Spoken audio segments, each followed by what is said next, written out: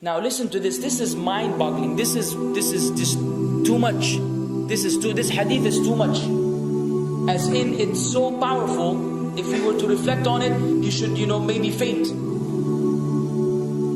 When Allah loves a slave, He calls on Jibreel. Who's Jibreel? You know who Jibreel is? The greatest of the malaika, as far as Ahl Sunnah wal Jama'ah. The one whom when the Prophet ﷺ saw, he fainted alayhi salatu wasalam, because of his wings had covered the horizon. Jibreel, the angel who's responsible for the most virtuous thing, which is conveying the revelation from Allah to the messengers of Allah. Jibreel, and what do you know about Jibreel?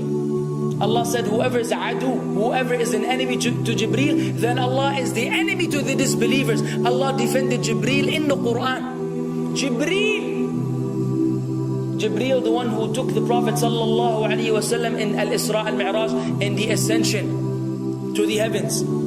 Jibreel, the malak which we don't know what to say about, because of his honor and his virtue in the sight of Allah. Allah will call on him to share with him the love which He has for you. Allah doesn't need to do this. He could not do this, but Allah likes to do this, so He does it. He says, I love Fulan. Now I want you to think that Fulan is you.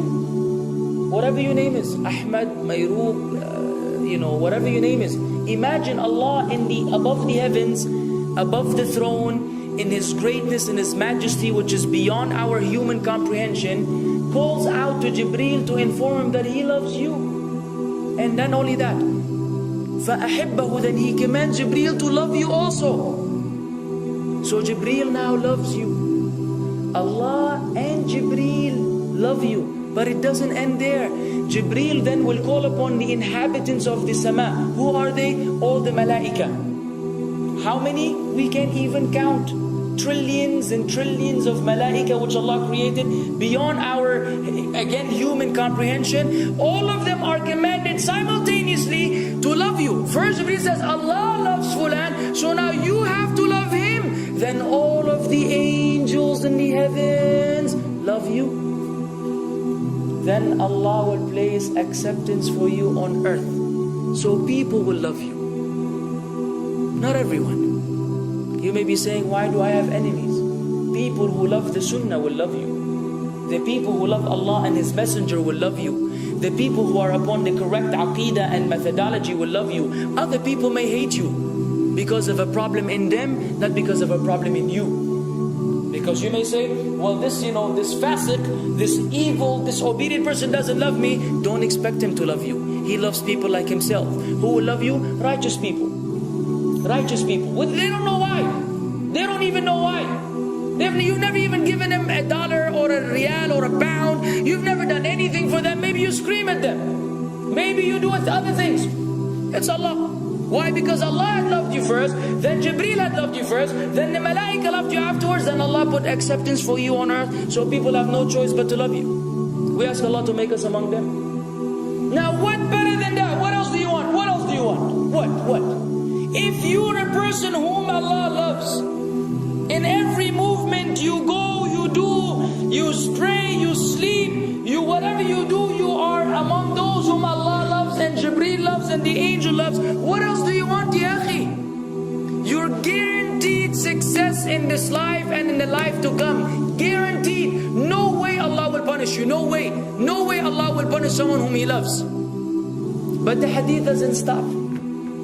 The hadith has a very saddening continuation, which we should seek refuge with Allah from. وَإِذَا أَبْغَضَ عَبْدًا, and if Allah hates a slave, He also calls on Jibreel. And He informs Jibreel that He hates this person. So He will command Jibreel to hate this person. Then Jibreel will tell the angels to hate this person. Then Allah will put hatred for him on earth. La ilaha illallah. Imagine you walking upon the planet, the face of the earth which Allah created, while Allah hates you, and the angels hate you, and Jibreel hates you, and the righteous people hate you. What a sad state for a human being. And ikhwan, we could be one of those as well. If you are prideful, arrogant, you are qualified for this hatred, because Allah does not love kulla mutakabbirin jabbar. Allah does not love the arrogant, the prideful. If you go against the sunnah, then Allah does not love those who go against the sunnah. If you don't observe taqwa, and you don't observe ihsan, and you don't observe tawbah and tatahur, then again we are disqualified. If you, many things which we can mention, many things which will bring about Allah's hatred and deprive us of Allah's love. It's a very sensitive situation, meaning right now, you have to be one of these two. Either Allah loves you or He doesn't. But there's always good news, even for those people whom we can be amongst. It's not too late because you're alive. It's not too late because it's Ramadan. It's not too late because you're breathing. Even if you led a life of someone who had attained Allah's hatred, if you were to return to Allah, then Allah will love you and be happier. He will be so happy with your tawbah than a man who lost his mount in the desert. Upon it was his food and his drink, and then he waited under a tree for death. And all of a sudden he opened his eyes and he sees his camel or his horse or whatever that was right in front of him. And he gets so happy, he said, Allahumma anta abdi wa ana rabbuka. Oh Allah, you are my slave and I am your Lord. Kufr. He said a statement of kufr, but the Prophet ﷺ said, أَخْطَأَ مِنْ شِدَّةِ الْفَرَحِ. He made a mistake because he's so happy. You know when you're so happy that you may say things against what you want to say? When you're so happy that you just, you say words that mean nothing to anyone, Allah is happier when you return to Him than that person. What else do we want? For how long are we going to stay away from Allah? For how long are we going to lead the life of the heedless? For how long are we going to go against the sunnah? What are you waiting for? Death? Death. حتى إذا جاء أحدهم الموت قال رب ارجعون لعلي أعمل صالحا فيما تركت كلا. Until when death comes to one of them, you say, oh Allah, allow me to return so that I may do good in that which I left behind. And it will be said to him, no, it's only a word. إنها كلمة هو قائلها. It's nothing but a wish and a word he will have. It will not be fulfilled. Let us not wait for death, ya akhwan. If each one of us here, by Allah, if each one of us here acted upon the sunnah, lived according to the sunnah, and invited people to the sunnah, and enjoyed what is good, and forbade what is evil, wallah, we will make a major change in the city in which we live. And if Muslims hearing this all over the world had that same attitude, then we will change the condition of the whole ummah. So no enemy can come and play games with us. We will squash them, all of them.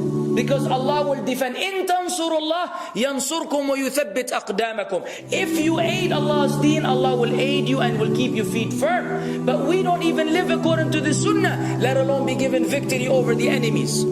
So we're being humiliated in everywhere we go in the world.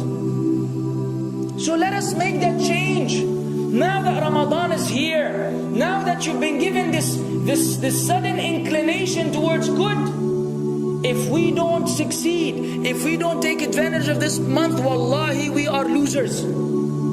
If Ramadan ends and you are the same way you were before Ramadan began, then one of us is a loser. If we don't return to Allah after Ramadan, then we are losers as well. So tonight, bi'idhnillah, always on our mind, attaining Allah's love, acquiring Allah's love, fetching for the sunnah and acting upon it whenever we're able to do so.